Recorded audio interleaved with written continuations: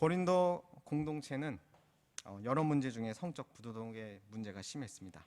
그 고린도 지역 상황상 위아래로 또 양동서로 그 교역이 오가는 곳이고 교차점이라서 다양한 인종과 다양한 그 사람들이 잠깐 머물다 가기도 하는 그런 곳이었습니다. 또 부유했기도 했고, 그래서 성적의 타락 문제가 심했는데 교회 안에도 이런 문제가 있었습니다. 그래서 이런 음행의 문제를 우리 지난 첫 5월달 첫 D6 예배에서 봤던 것처럼 이 음행의 문제를 신앙과 별개의 것으로 생각하면서 방종한 삶을 사는 사람이 있었습니다. 이름이 뭐였죠? 기억나신가요? 막사라 브루투스. 막사라 브루투스가 있었죠. 기억나시죠? 떠올리시기 위해서 일부러 꺼내 보았습니다. 그래서 바울은 이런 방종한 삶을 사는 사람에게 그 6장의 말씀을 써서 이렇게 얘기했죠. 신자들에게 하나님 뜻을 이렇게 전했습니다. 그리스도와 연합한 그리스도인은 성전인 몸으로 하나님께 영광을 돌리는 삶을 사는 것이다 라고 전한 것이죠. 한편 또 다른 한편으로는 모든 성적 관계를 잘못된 것으로 여겨 거절하는 사람도 있었던 것으로 보입니다. 이들은 영적인 이혼론에 빠져 있었고 성욕을 하나님께서 주신 것으로 받지 않은 것으로 보입니다. 그래서 그들은 금욕이 구원받은 사람에게 옳은 것처럼 생각했습니다. 이 무리와 또 다른 한 무리, 결혼을 의무로 여기는 유대인들도 있었는데 이들이 바울에게 어떤 실천적인 질문들을 던졌던 것 같습니다. 오늘 7장 1절을 보면 이렇게 시작합니다. 너희가 쓴 문제에 대하여 말하면, 이렇게 시작하는 것이죠. 결혼과 독신, 재혼에 대해 질문한 것으로 보입니다. 이에 대해서, 왜냐하면 7장에서 이 이야기가 쭉 다뤄지거든요. 오늘은 우리가 읽었던 본문은 그 결혼 생활에 대한 주된 본문이고 마지막에 독신에 대한 이야기가 잠깐 나오는데 오늘 이 주제를 가지고 한 2가지 정도만 나누려고 합니다. 오늘 본문에서 보이는 하나님의 설계로서 결혼과 독신, 이 주제를 좀 살펴보려 합니다. 먼저 결혼 생활입니다. 우리는 주일에 남성과 여성을 창조하신 하나님의 계획을 들었습니다. 또한 주중에 에베소서 말씀을 통해 하나님께서 가정과 결혼 그리고 교회를 얼마나 아름다운 관계로 설계하셨는지 알 수 있었습니다. 하나님은 사람을 남자와 여자로 창조하시고 성적인 욕구를 가진 성적 존재로 만드셨습니다. 이 남성과 여성이 하나님께서 설계하신 결혼이라는 제도 안에서 하나됨이라는 창조의 뜻을 이루는 거룩한 생활, 이 성결한 생활이 바로 결혼 생활인 것입니다. 그러나 첫사람 아담의 타락 이후에 결혼이라는 울타리를 넘어선 각종 음행의 문제, 육체의 문화가 공동체와 세상을 얼마나 아프게 했고 하나님께서는 이에 대해 얼마나 심각히 다루셨는지 우리는 알고 있습니다. 그러나 1절을 보면 고린도 교회 교인들 중에 아예 이런 음행의 타락에 대한 부분에 있어서 성적인 관계를 아예 멀리하자, 금욕하자, 그래서 구원을 이루자, 이를 위해 결혼도 하지 말자라고 하는 이도 있었다는 것입니다. 그래서 바울은 주님께서 곧 오실 것을 생각하면서 바울은 답한 부분이 분명히 있습니다. 그래서 한번 인정한 것입니다. 그래서 1절에 남자가 여자를 가까이 하지 아니함이 좋다라고 받은 것이죠. 그러나 2절 말씀을 보십시오.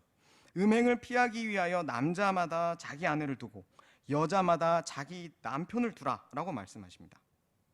음행을 피하기 위해 결혼을 권하고 있는 것이죠. 사도 바울은 우리 인간의 실존적 문제를 잘 알고 권면하는 것입니다. 성적인 욕심에 절지기 쉬운 우리 인간을 잘 알고 있는 것이죠. 그래서 결혼을 하라고 얘기하는 것입니다. 더군다나 고린도라는, 아까도 말씀드렸듯이 고린도라는 지리적 특성상 문화적으로 이미 타락해버린, 근데 그 속에서 살아가고 있는 그리스도인에게 금욕을 주장하는 교인들에게 금욕의 방법이 아니라 하나님의 방법, 결혼을 얘기하는 것입니다. 오늘 하나님께서도 우리에게 말씀해 주십니다. 음행에 빠지기 쉬운 문화와 세상 속에서 하나님께서 원래 계획하신 결혼 생활을 통해 음행을 피하라 말씀하시는 것입니다. 3, 4절은 더 구체적인 실행 방법을 말합니다. 3절, 남편과 아내가 서로에게 의무를 더하고. 4절, 다 같이 읽겠습니다. 아내는 자기 몸을 주장하지 못하고 오직 그 남편이 하며, 남편도 그와 같이 자기 몸을 주장하지 못하고 오직 그 아내가 하나니. 아멘. 남편과 아내가 성적 관계에 있어서는 자기 자신이 권리를 가진 것이 아니라 서로 상대방의 의무를 지고 있다는 것을 알려주십니다. 2016년에 저희 우리나라에서 간통법이 폐지됐습니다.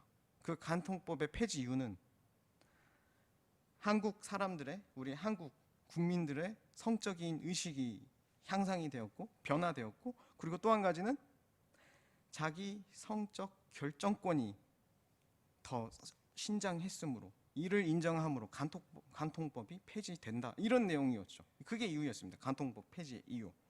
그런데 성경은 반대로 이야기합니다. 자기 성적 결정권이 자신의 배우자에게 있다고 얘기를 하는 것과 같은 것이죠. 남편과 아내가 성적 관계에 있어서는 자기 자신이 권리를 가진 것이 아니라, 다시 한번, 서로 상대방의 의무를 가지고 있다는 것. 양자에게 다 동등한 의무가 있음을 강조하고 있는 말씀입니다. 남편과 아내의 하나됨 안에서 성적 순결을 서로 도와주는 것입니다. 지켜주는 것입니다. 5절 말씀, 또한 금욕을 위해서 성적 의무를 저버리지 말고 하나님께 기도하기 위해서는 서로 합의하여 의무를 내려놓을 수 있도록 합니다. 우리 함께 읽겠습니다. 5절 말씀, 서로 분방하지 말라. 다만 기도할 틈을 얻기 위하여 합의상 얼마 동안은 하되 다시 합하라. 이는 너희가 절제 못함으로 말미암아 사탄이 너희를 시험하지 못하게 하려 함이라. 뭐라고 써있죠? 다만, 기간을 너무 오래 두지 말고 성욕이 있는 우리 안에 음행이라는 불법이 틈타지 않도록 그 기간을 정해서 그 의무를 잠깐 미룰 수 있다는 얘기를 하는 것입니다. 그럼에도 오늘날 결혼 생활 가운데 이런 말씀이 있지만 정말 순종하기 쉽지 않습니다. 우리 결혼 생활 가운데 아픔과 죄의 문제로 남편과 아내의 하나됨은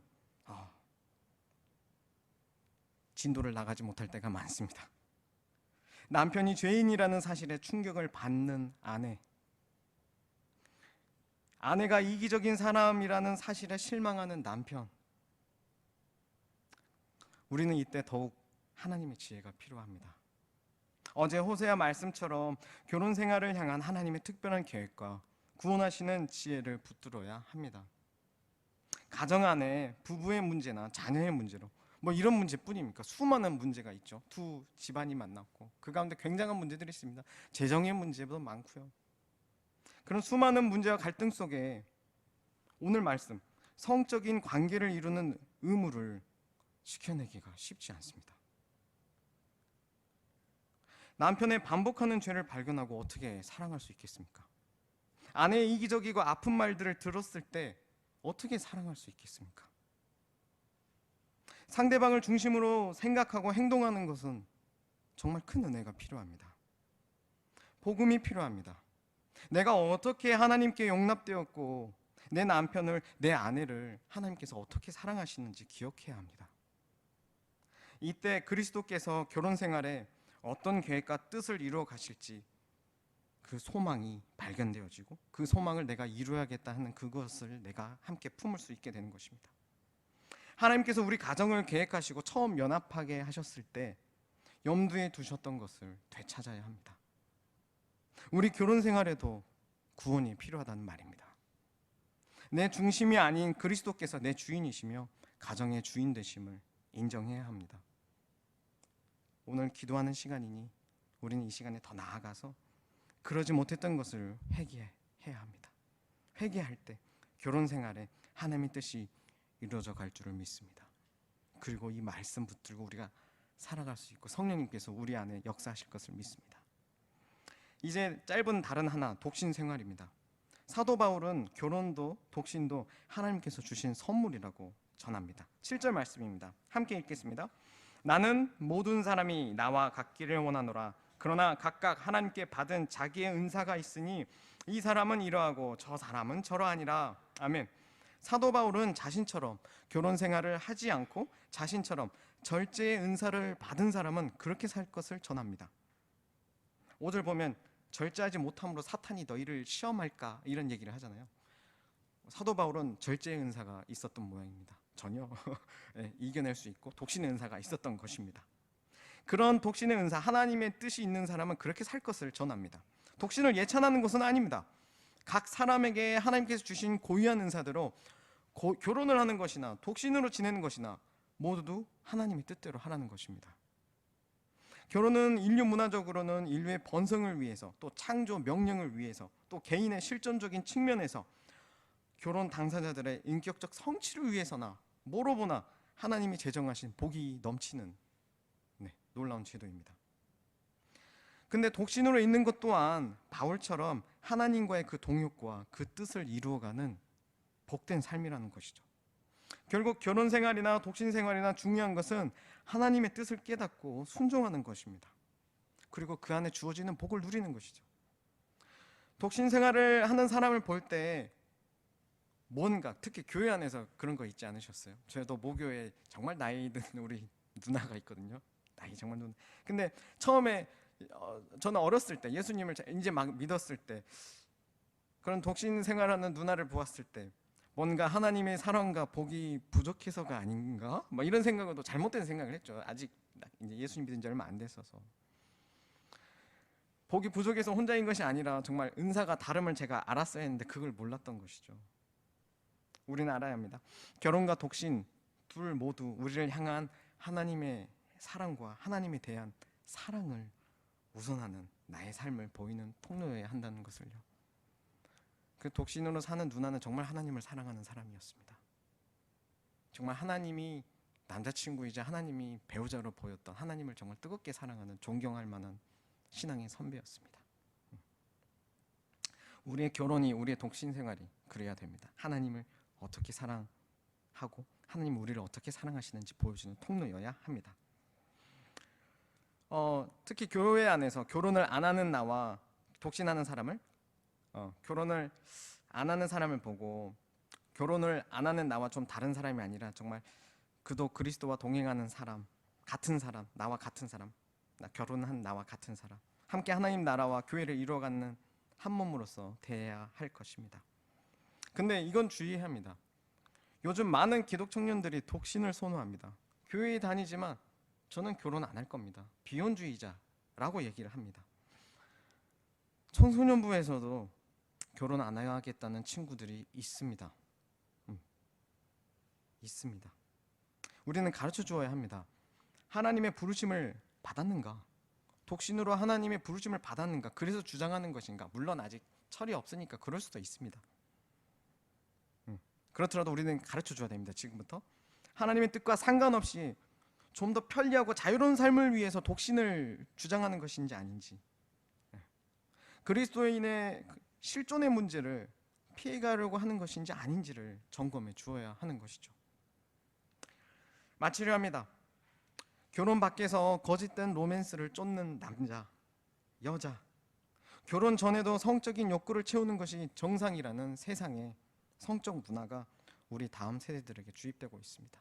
어른들인 우리에게도 자꾸 미디어로 접해지면서 뭐 그럴 수도 있지 뭐 이런 상황도 벌어지고, 뭐 아가는 뭐 결혼 혼수품이다 이런 얘기까지 교회 안에서도 나오기도 합니다. 물론 우리가 정죄할 것은 아닙니다.